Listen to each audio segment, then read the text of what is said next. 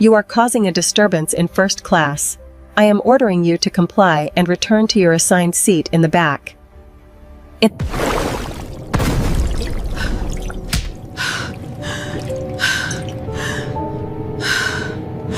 The slap cracked through the first-class cabin like a gunshot. Sharp, undeniable, final. Every sound died. Conversations cut mid-sentence. Ice cubes stopped clinking in crystal glasses. Even the low hum of the engines seemed to fall back, as if the aircraft itself was holding its breath. Emily Carter didn't move. Her head had snapped to the side. A red imprint bloomed across her cheek, stark against her skin. One hand lifted slowly, trembling, not to defend herself, but to protect the curve of her belly. 7 months pregnant, vulnerable, exposed, and now humiliated. Sit. Down. Rachel Whitman's voice was low, tight, controlled. Too controlled. She stood over Emily, posture rigid, chin slightly raised, as if she were restoring order instead of shattering it. Her perfectly pressed uniform didn't shift. Not a wrinkle out of place. Only her eyes betrayed something darker. Irritation. Contempt. The kind that had been building long before this moment.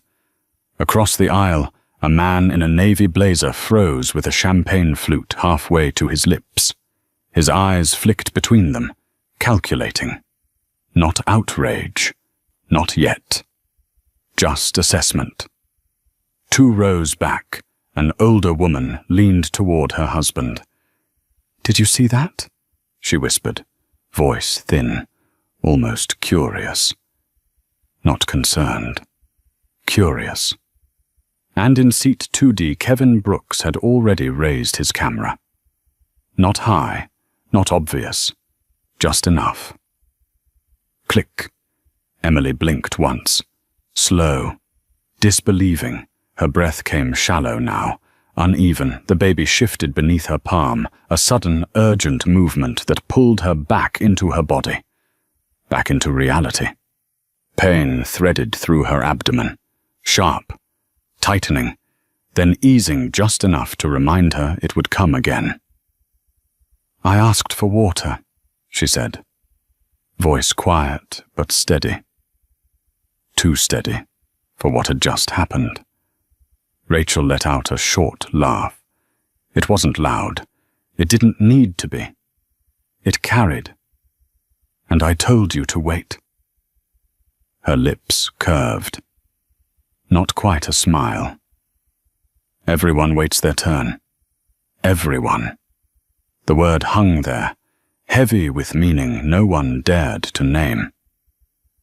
Emily's eyes lifted, finally meeting hers. Calm. Controlled. Dangerous in a way Rachel didn't understand. For a brief second something shifted. Not in Rachel.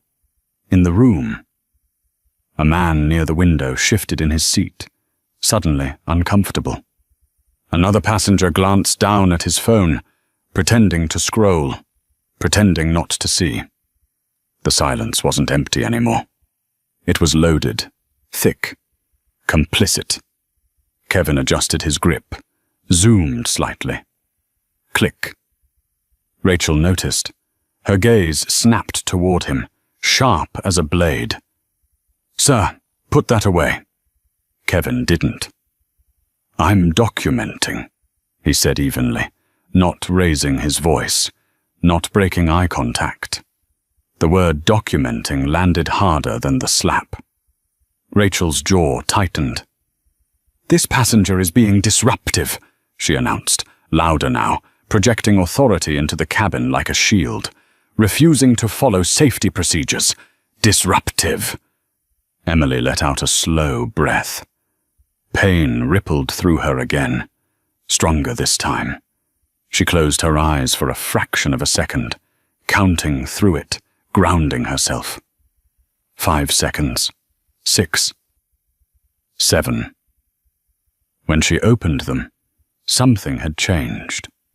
Not panic, not fear. Decision.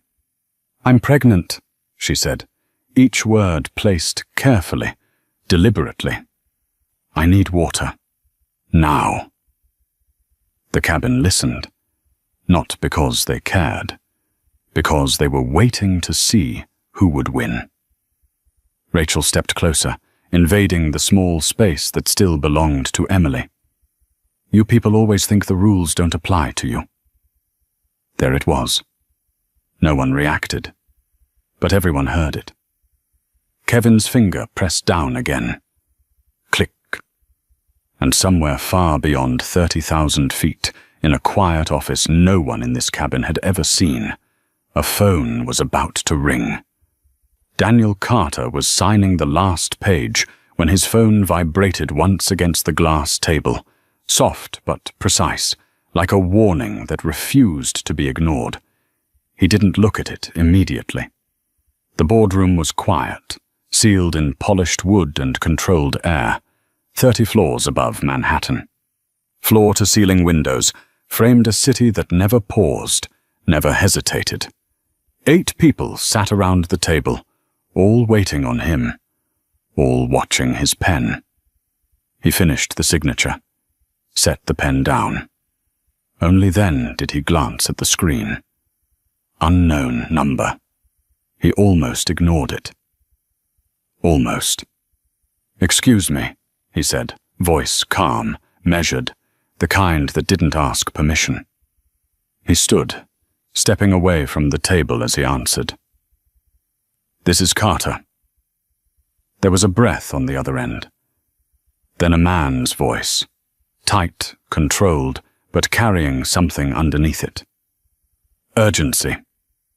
My name is Kevin Brooks. I'm on Skylight Flight 287. Your wife is on this plane."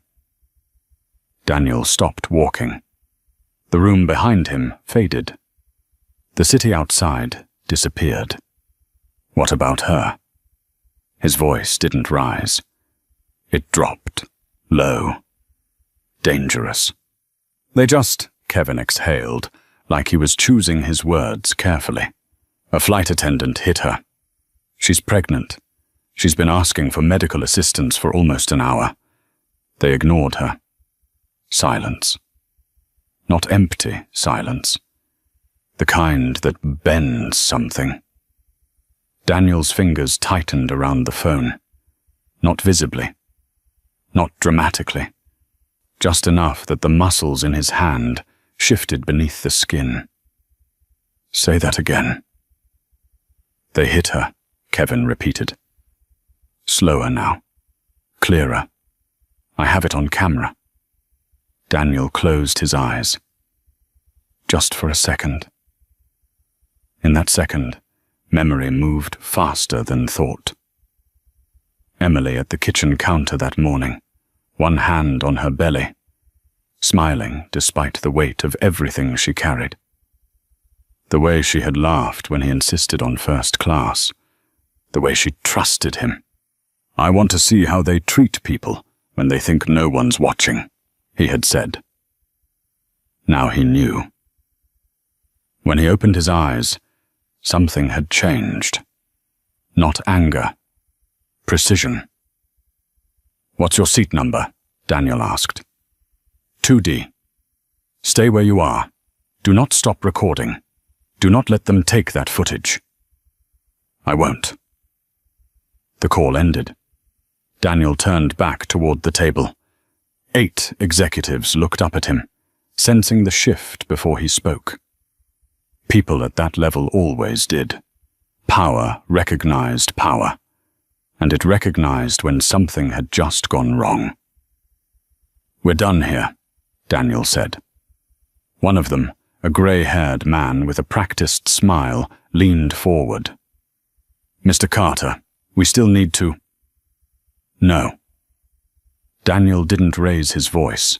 He didn't need to. "We're done." The man stopped mid-sentence. Daniel walked back to his seat, not sitting, just placing both hands lightly on the table.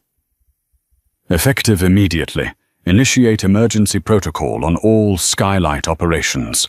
I want real-time reports from every flight currently in the air. Pull crew records, full background, complaints, incident history. Confusion flickered across a few faces. One woman glanced at another, unsure if she had heard correctly. "Is there an issue?" someone asked carefully. Daniel looked at them. Really looked. "My wife is on one of those planes," he said. The room went still. "And one of your employees just assaulted her." No one spoke. No one moved. Because suddenly, this wasn't a business meeting anymore. It was something else. Daniel straightened, adjusting his jacket with a small, deliberate motion. "Have legal on standby. Notify Pittsburgh International. That flight is not continuing to Chicago." "How do you?" the gray-haired man started. Daniel met his eyes. "I own the airline." The words didn't echo. They didn't need to. They landed. Hard. Final. And somewhere above the clouds, 30,000 feet in the air, the consequences had already begun moving toward them. Emily Carter stayed on her feet, one hand gripping the top of the seat in front of her, the other still resting protectively over her stomach, as the cabin slowly exhaled back into motion. Not normal motion. Tense. Uneven. Watching. Rachel Whitman stepped back just enough to reclaim space, smoothing the front of her uniform like she was resetting a scene. Her voice returned first, sharp and controlled. "Ma'am, you are creating a disturbance. I need you to sit down immediately." Emily didn't move. Another contraction tightened across her abdomen, deeper this time, pulling a quiet breath from her chest. She closed her eyes for a second, riding through it, counting again. The pain wasn't just physical anymore. It layered with something heavier. Humiliation, anger, clarity. When she opened her eyes, she was no longer reacting. She was choosing. "I asked for water," she said again, voice steady, each word deliberate. "I told you I'm having contractions." Rachel's lips pressed into a thin line. "And I told you to wait your turn." Turn. The word felt smaller now. Hollow. Across the aisle, the man in the navy blazer finally set his glass down. His fingers lingered on the rim, hesitant. He looked like he wanted to say something. He didn't. His gaze dropped instead, retreating into safety. Kevin shifted slightly in his seat, angling the camera. His thumb hovered, then pressed. Recording. Always recording. Emily noticed him this time. Not directly. Just enough to register. A witness. One person refusing to look away. Rachel noticed too, her patience thinned. "Sir, I said put that away," she snapped, stepping toward Kevin now. "No," Kevin replied, calm, grounded. "You assaulted a passenger. This is evidence." The word evidence landed heavier than before. A ripple moved through the cabin. Subtle. Almost invisible. But real. Rachel stopped mid-step. Her eyes flicked toward the surrounding seats, measuring the room, recalculating. She wasn't losing control. Not yet. But the edges were shifting. She turned back to Emily, voice rising just enough to command the space again. "Ladies and gentlemen, we are dealing with a non-compliant passenger. Please remain seated while we resolve this situation." Non-compliant. Emily let out a slow breath. "That's not what this is," she said quietly. Rachel ignored her. Instead, she reached up, pressing the call button above her head with a sharp, deliberate motion. A silent signal. Reinforcements. From the galley, another flight attendant appeared. Younger, nervous. Her name tag read Nicole. She slowed as she approached, eyes moving quickly between Rachel and Emily, then to the phone in Kevin's hand. "What's going on?" Nicole asked under her breath. Rachel didn't lower her voice. "Passenger is refusing instructions. Potential safety issue." Nicole hesitated. Just a fraction. Her eyes lingered on Emily's stomach, the hand resting there. The tension in her shoulders, the way she was breathing. "That doesn't look like," Nicole started. "It is," Rachel cut in. "Firm. Final. I need you to inform the captain. Now." Nicole swallowed, nodded, turned, but she glanced back once, at Emily, at the red mark still visible on her cheek. Then she disappeared into the galley. Emily felt another wave of pain building. Faster this time, closer together. Her grip tightened on the seat. The leather creaked softly under her fingers. 5 seconds. 6. 7. She exhaled slowly, fighting to keep her voice even. "I need a doctor. Or water. Or both." Rachel folded her arms. "You need to sit down. I need medical attention. You need to follow instructions." The words collided in the air between them, neither giving way. From somewhere behind, a voice spoke. Quiet, uncertain. She said she's pregnant. Another voice followed, softer. Maybe someone should help her. It wasn't support, not fully. But it wasn't silence either.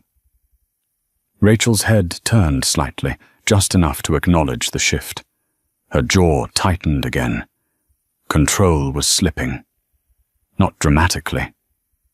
Not yet. But enough to feel it. Then the intercom clicked.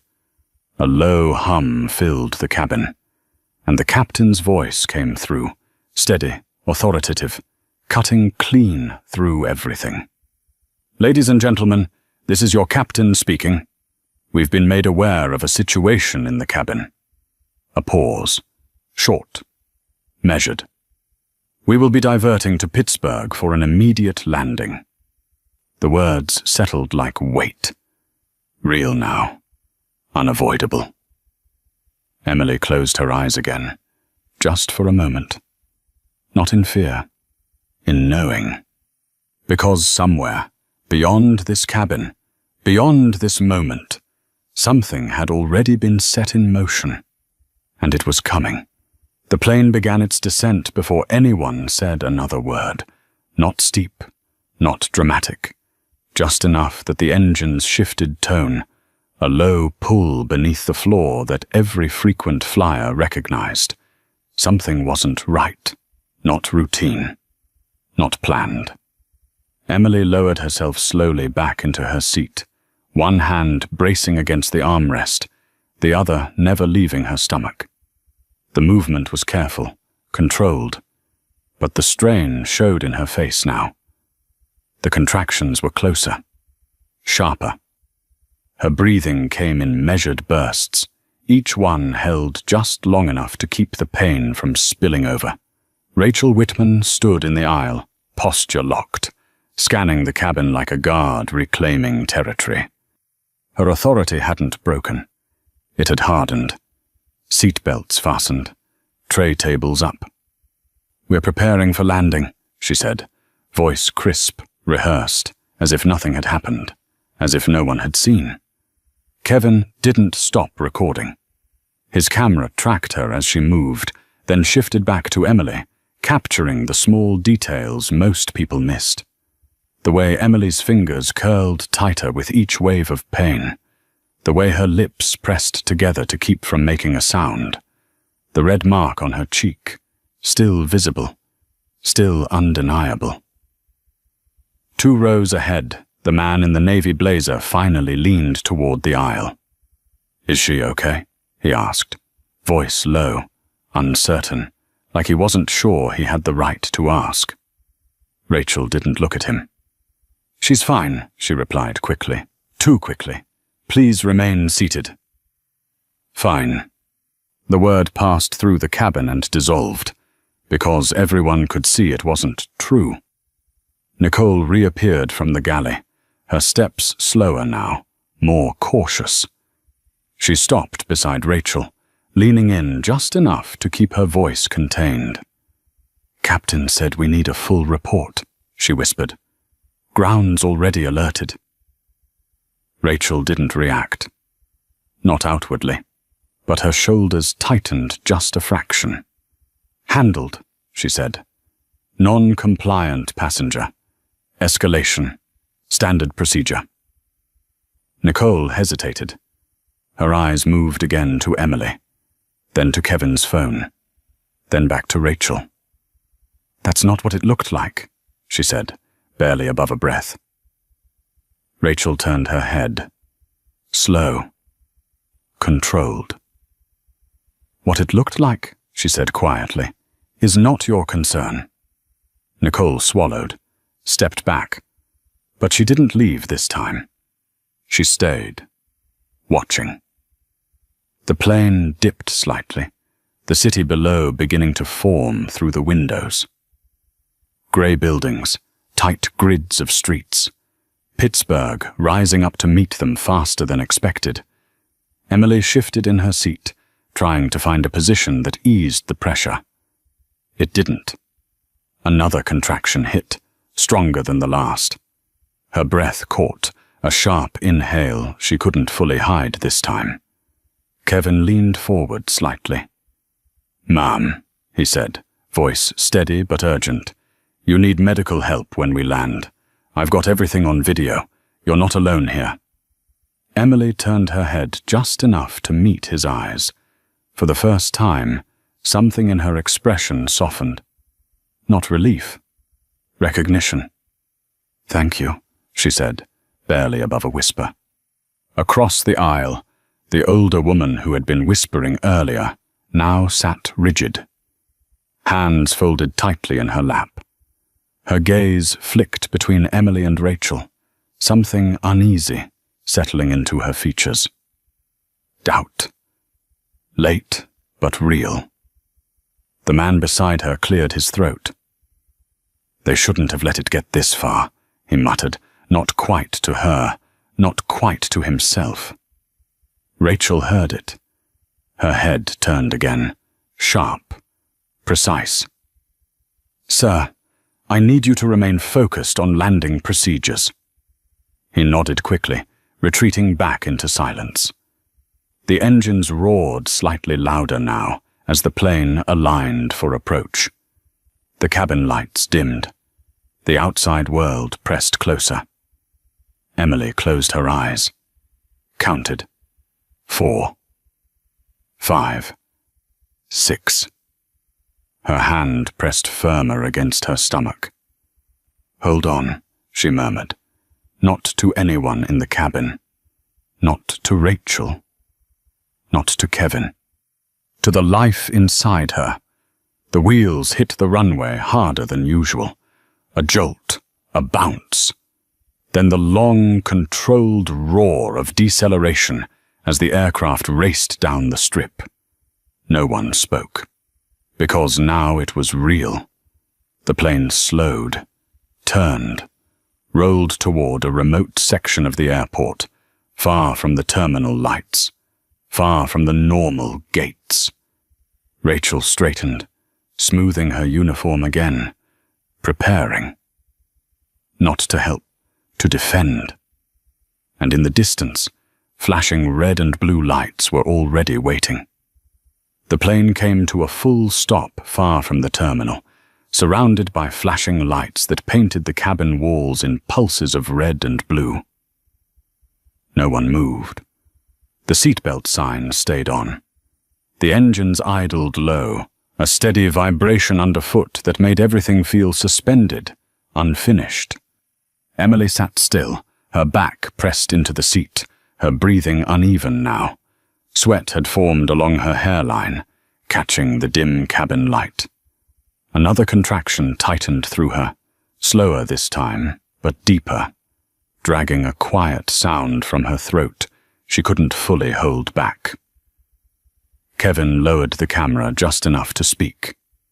"Hang in there," he said, voice calm but firm. "They'll have medics here." Emily nodded faintly. Not because she believed him, because she needed something to hold on to. Rachel Whitman was already moving, not toward Emily, toward the front. Fast, controlled, heels striking the aisle with sharp, deliberate clicks. She disappeared into the cockpit without looking back. Nicole watched her go, then turned slowly toward Emily. For a moment, she didn't move either. Just stood there, caught between training and instinct. "Do you need water?"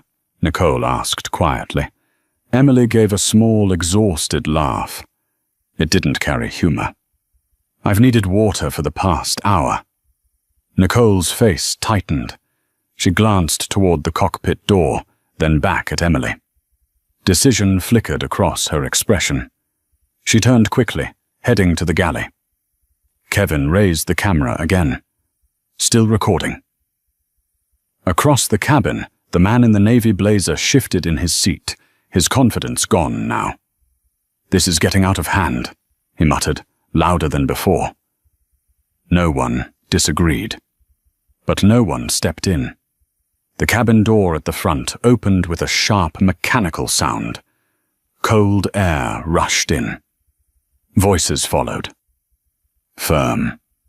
Official. 3 officers stepped on board, their presence filling the narrow aisle immediately. Dark uniforms, measured movements, hands resting near their belts, not aggressive, but ready. Behind them, Rachel emerged from the cockpit. Composed, collected, prepared. She moved toward them, already speaking. "She's right there," she said, pointing directly at Emily without hesitation. She became aggressive during flight, refused to follow instructions, created a disturbance that required emergency diversion. The words landed fast, clean, rehearsed. Kevin's jaw tightened. "That's not what happened," he said immediately, raising his voice just enough to cut through the narrative. "She asked for medical help. Your attendant hit her." One of the officers, a broad-shouldered man with a calm but distant expression, glanced at Kevin briefly, then back to Rachel. "We'll take statements shortly, sir. Please remain seated. Procedure. Control. Containment." The officer stepped forward, stopping beside Emily's row. His presence was steady, practiced. "Ma'am, I'm going to need you to come with us," he said. Emily looked up at him slowly. Her face was pale now, the red mark still faintly visible beneath the strain. "I'm having contractions," she said, voice thinner than before, but still clear. "I need a doctor." The officer nodded once, but it didn't reach his eyes. "We'll address that once we're off the aircraft." Off the aircraft. Not here, not now. Kevin leaned forward.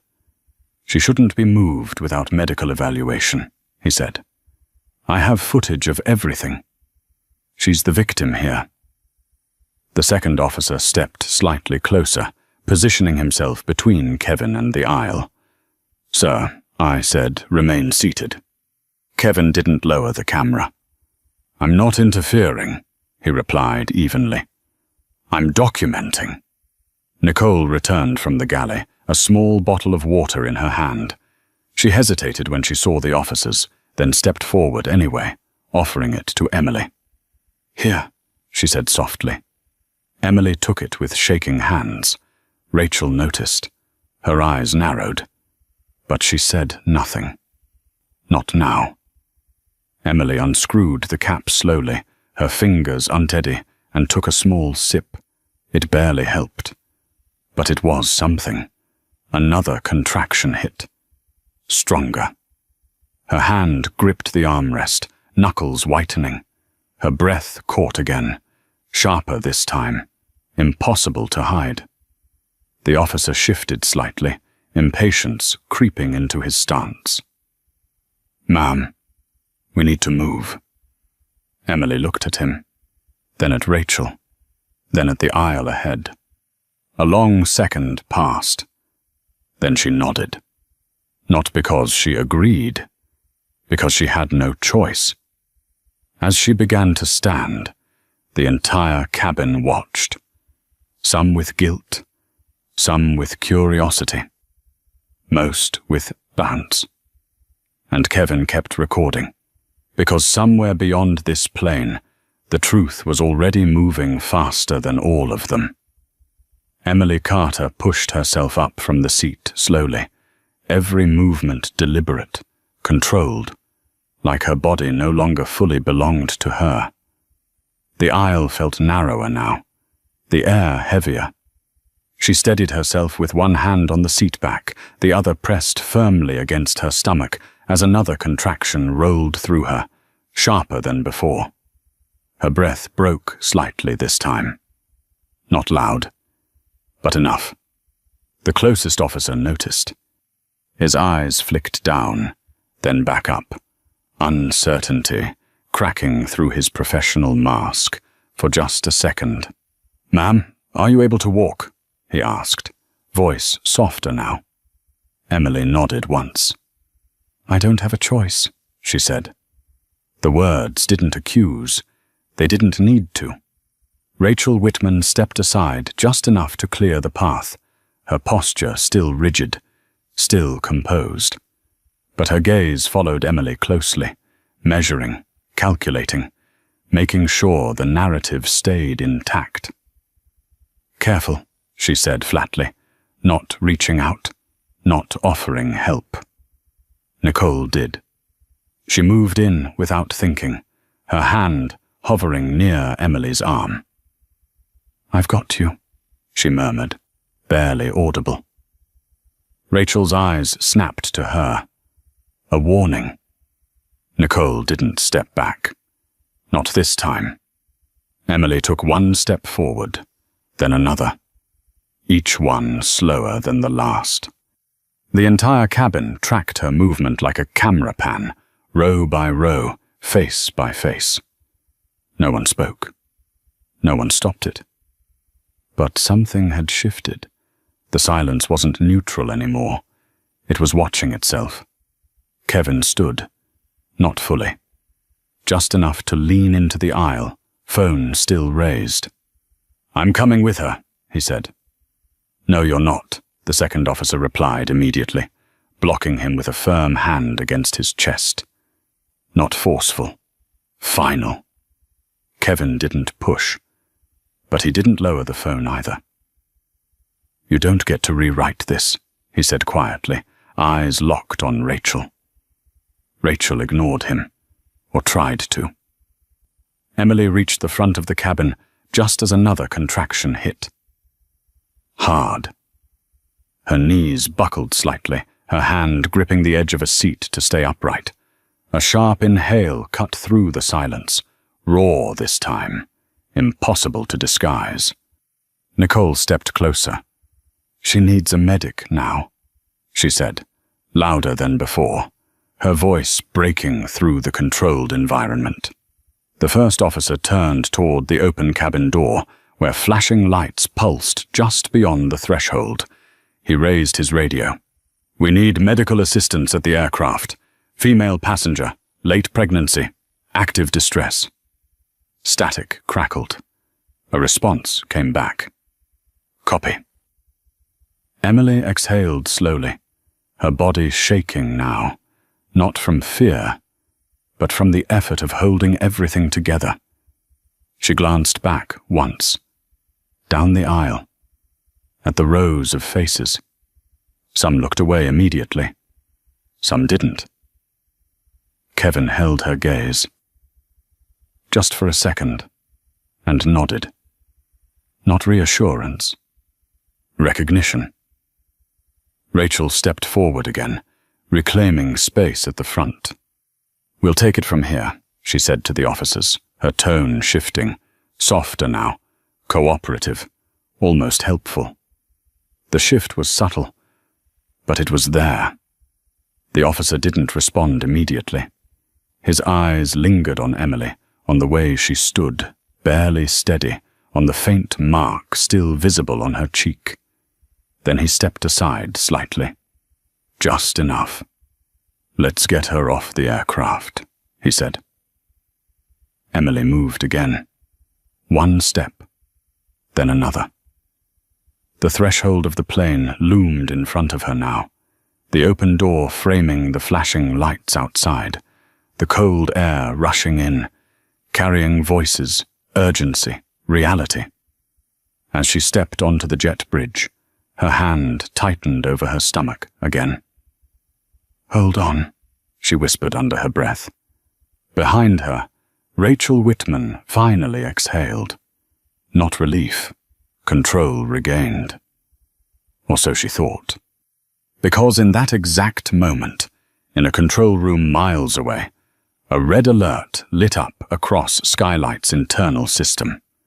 Priority override, executive command. And every decision that had been made on that plane was about to be pulled into the light. The jet bridge felt colder than the cabin, the air sharper, thinner, like reality had finally caught up. Emily Carter stepped forward slowly, her shoes dragging slightly against the narrow floor, each step measured against the tightening grip of pain in her abdomen. The noise outside grew louder now. Radios, footsteps, a stretcher rolling somewhere just out of sight. "Right here," one of the officers called, guiding her forward. Two paramedics moved in quickly, their presence different from everyone else. No judgment, no hesitation, just focus. "Ma'am, can you tell me your name?" one of them asked, already crouching slightly to meet her eye level.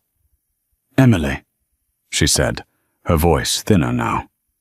"Emily Carter. How far along are you, Emily?" 7 months. The paramedic nodded, already reaching for her wrist, checking her pulse. Quick, efficient. "We're going to take care of you, okay? Let's get you seated."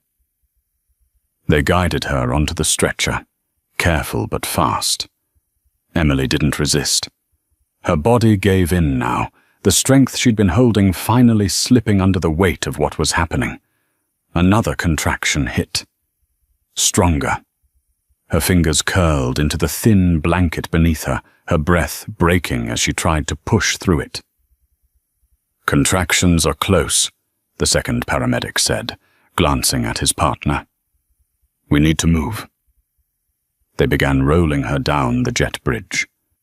Behind them, the officers stepped aside, clearing the path. Rachel Whitman stood just inside the aircraft door, watching it all unfold, arms crossed, expression unreadable. Nicole stood a few feet behind her, not moving, not speaking, just watching. Kevin appeared at the doorway, phone still in hand, his voice cutting through the controlled motion. "She asked for help for almost an hour," he said, loud enough for the paramedics, the officers, everyone within range. They ignored her. Then she was assaulted. The first paramedic didn't look up, but his jaw tightened slightly. The second one did. His eyes flicked briefly toward Rachel, then back to Emily. "Let's go," he said. The stretcher rolled faster now. Emily's head turned slightly to the side, her eyes half open, unfocused, but aware enough to catch fragments.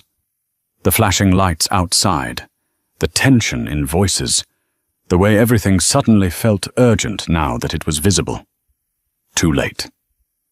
As they reached the end of the jet bridge, the airport corridor opened up, wider, brighter, filled with more personnel.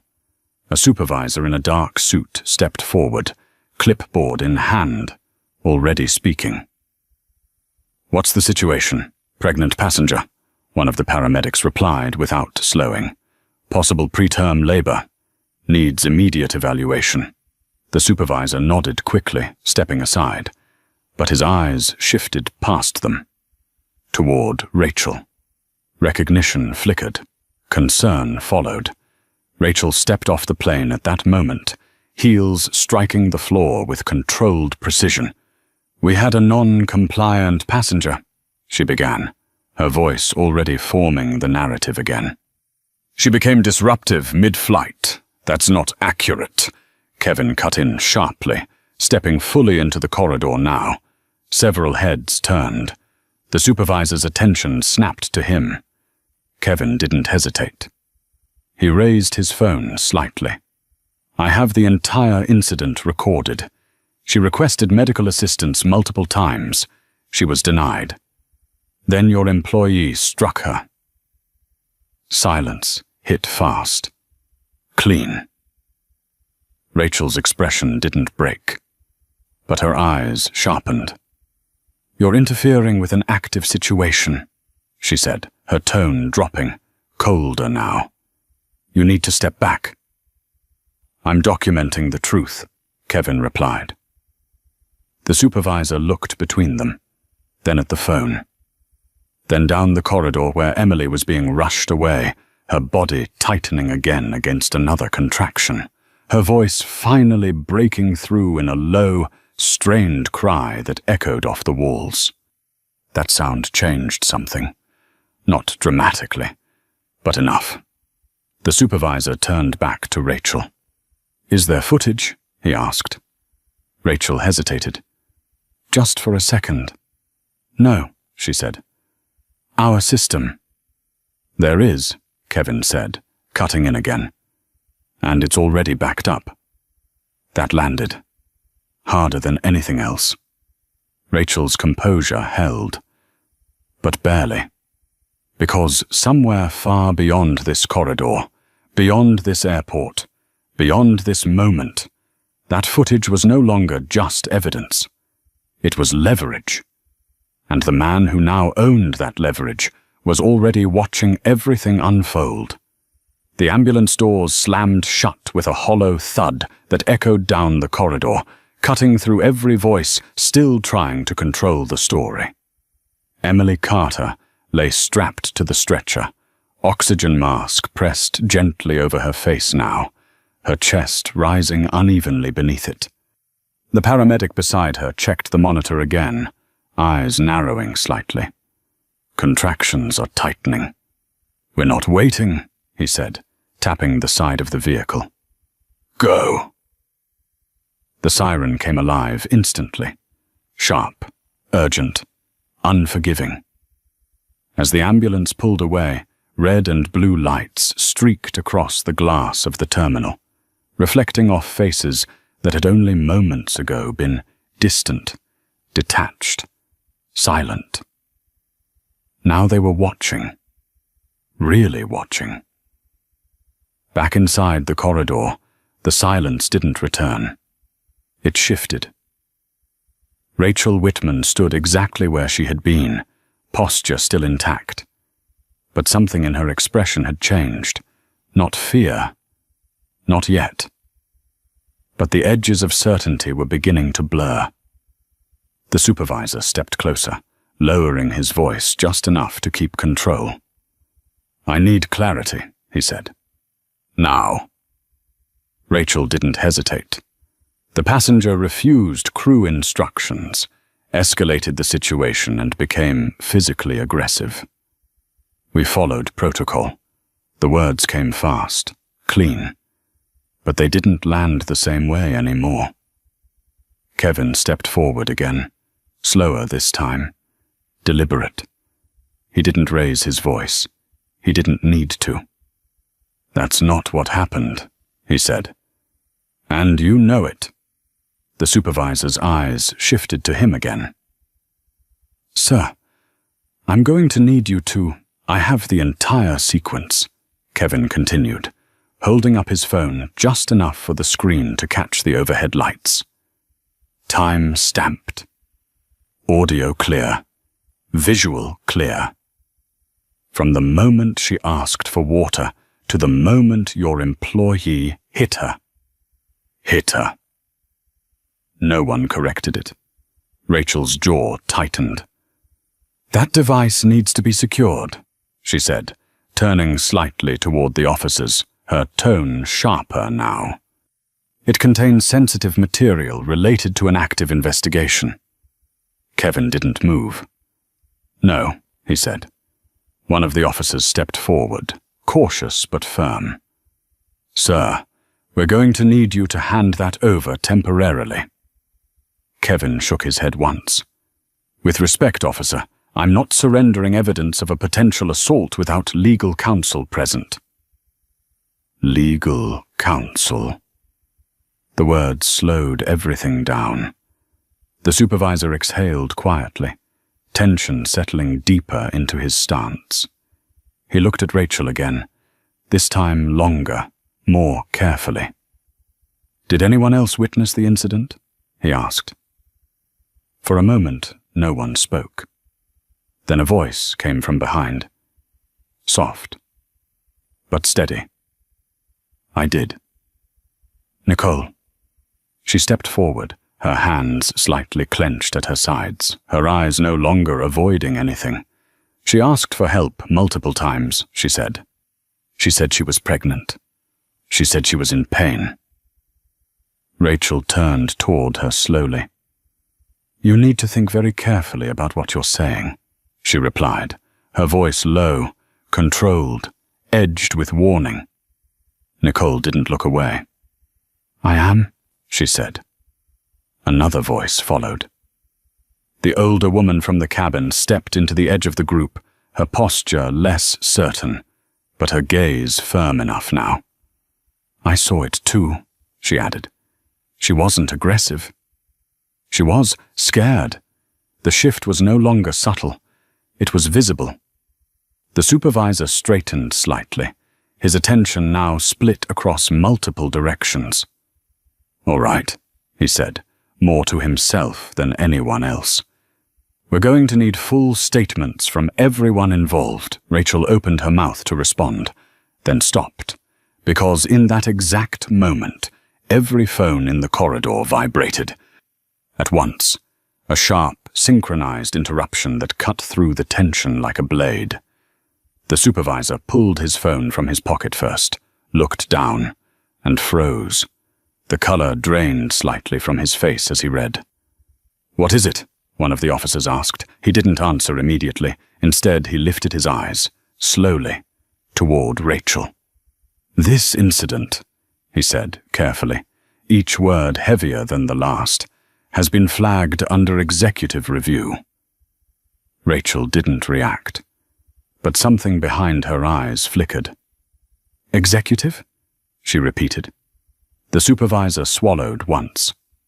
Direct order, he continued. From corporate leadership. A pause, then quieter. From the owner. The word hung in the air. Owner. No one spoke. Because suddenly this wasn't just an incident anymore. It was something else. Something bigger.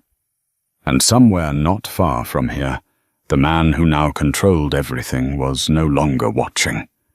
He was about to step in. The hallway didn't feel the same anymore. What had been controlled, procedural, contained, was now exposed. Phones were still in people's hands, but no one was scrolling. No one was pretending. Every eye in that corridor was fixed on the supervisor, waiting for what came next. He looked down at his phone again, reading the message a second time like it might change. It didn't. Everyone stays, he said finally, his voice tighter now. No one leaves this area. Rachel Whitman's posture stiffened. That's not necessary, she replied quickly. This is a standard in-flight incident. We've handled these before. The supervisor didn't look at her right away. When he did, something had shifted. This one isn't standard. The words landed quietly, but they cut deeper than anything that had been said so far. Kevin took a step closer, just enough to keep himself in the center of the moment. "You might want to watch this," he said, turning his phone slightly so the supervisor could see. The screen lit up. Grainy at first, then clear. Emily, seated. Calm. Asking for water. Rachel, standing over her. Dismissive. The audio picked up perfectly.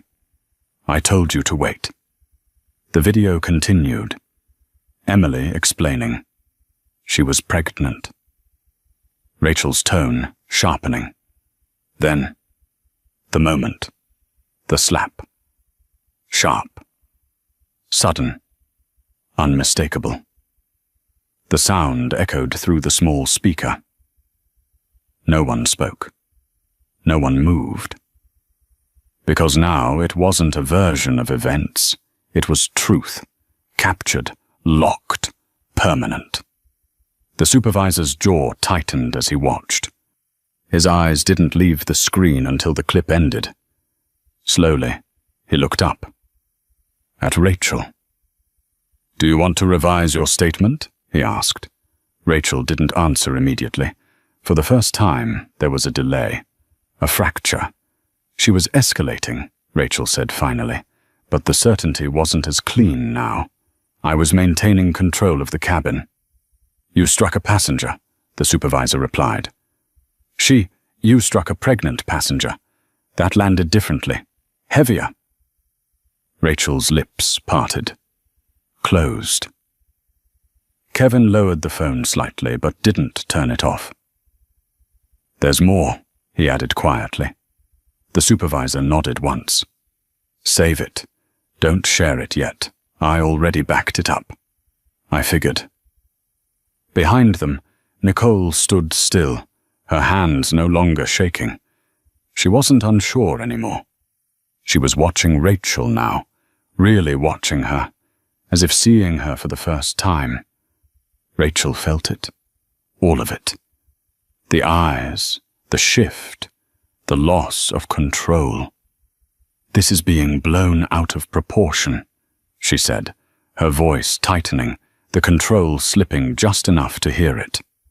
"I've worked for this airline for over 20 years. My record is clean." The supervisor didn't respond, because at that exact moment, a new sound entered the corridor. Footsteps, measured, unhurried, but heavy with presence. Every head turned. A man in a dark coat walked toward them from the far end of the hall, flanked by 2 others in suits. No rush in his stride. No uncertainty. Just direction. Authority that didn't need to announce itself. The supervisor straightened immediately. Rachel frowned slightly, trying to place him. Kevin didn't move. He just kept watching. The man stopped a few feet away.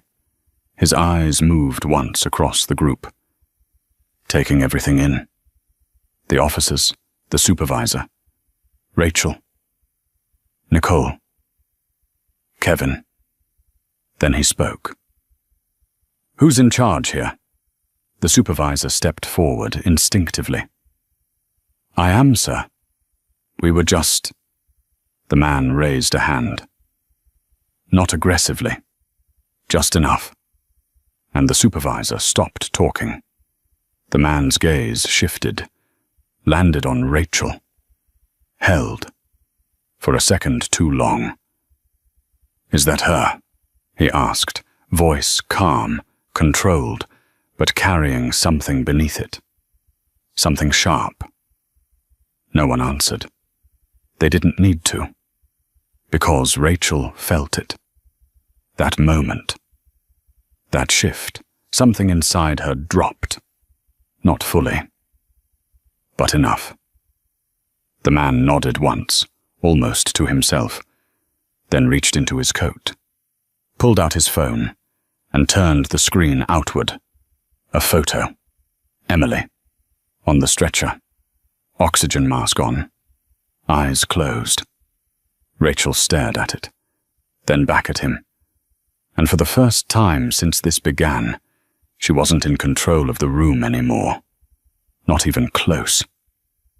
Daniel Carter didn't raise his voice. He didn't need to. The weight of it was already there, pressing into the space, bending the air around him as every person in that corridor adjusted without realizing it. "She's my wife," he said. Simple, direct, final. No one spoke, because now everything connected. The emergency diversion, the executive override, the message that had frozen the supervisor mid-breath. It wasn't protocol. It was personal. Rachel Whitman stared at him, her mind racing to catch up, to reframe, to recover. "Mr. Carter," she began, her tone shifting instantly, softening, searching for ground that no longer existed. "I wasn't aware." "No," Daniel cut in, calm but absolute. "You weren't." The silence tightened. He stepped closer, not fast, not aggressive, but deliberate, each step placed with control. "You weren't aware who she was. You weren't aware who I am. And that's exactly the problem." Rachel opened her mouth again, but nothing came out this time, because there was nothing left to stand on. Daniel's eyes didn't leave hers. "You made a decision," he continued, voice low, measured, each word placed with precision. "You looked at her, and you decided she didn't belong. You decided her voice didn't matter. You decided her pain could wait." Rachel's composure cracked, just slightly. "I was following procedure," she said, but it sounded smaller now, thinner. Daniel nodded once. "Procedure doesn't slap a pregnant woman." The words landed like a verdict. Final.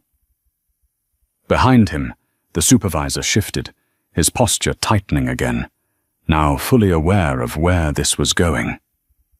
Daniel didn't look back. "You diverted my aircraft," he said, turning slightly toward the supervisor now, but not breaking the line of authority. "You brought law enforcement onto my plane. You removed my wife while she was in medical distress." A pause. Short. Controlled. "Now we're going to correct everything that just happened." Rachel took a step forward, instinct pulling her toward damage control. "Mr. Carter, if there's been a misunderstanding, I'm willing to—" "You're done," Daniel said. Not loud, not emotional, just done. The word erased everything else. Rachel stopped. The hallway held its breath again. Daniel reached into his coat and pulled out a slim folder, handing it to the supervisor without breaking rhythm. "Effective immediately, Rachel Whitman is terminated, pending full investigation. Security clearance revoked. Badge access disabled. I want her escorted off airport property." The supervisor didn't hesitate this time. "Yes, sir." Two officers stepped forward. Rachel didn't move at first. She stood there, frozen between what she had been and what she was now. Her mouth opened slightly, but no argument came. No defense. Just the realization, settling in layer by layer. "This isn't fair," she said finally, but even she could hear how weak it sounded. Daniel looked at her. Really looked. For her, he said quietly. It wasn't fair either. The officers guided Rachel back. She didn't resist, because there was nothing left to hold on to. Nicole stood still, watching it unfold, her chest rising slowly, the weight of everything settling differently now. Not confusion, not fear, clarity. Kevin lowered his phone for the first time, not because it was over, but because the moment had already been captured. The truth was already out. Daniel turned slightly, scanning the corridor once more. "This doesn't end here," he said. "Not to one person, but to all of them. Every report, every complaint, every moment someone was ignored, dismissed, or treated like they didn't belong. I want it reviewed." No one argued, no one questioned, because this wasn't just about one flight anymore. It never was. Daniel exhaled once, controlled, then turned toward the exit, where the ambulance lights had long since disappeared into the distance. "I'm going to the hospital," he said. And just like that, he walked past them, leaving behind a silence that felt different now. Not empty, accountable. Because sometimes, power doesn't announce itself. It waits. It watches. And when it finally moves, it changes everything. If this story made you feel something real, make sure to like, subscribe, and drop 3 words in the comments. Stand for justice.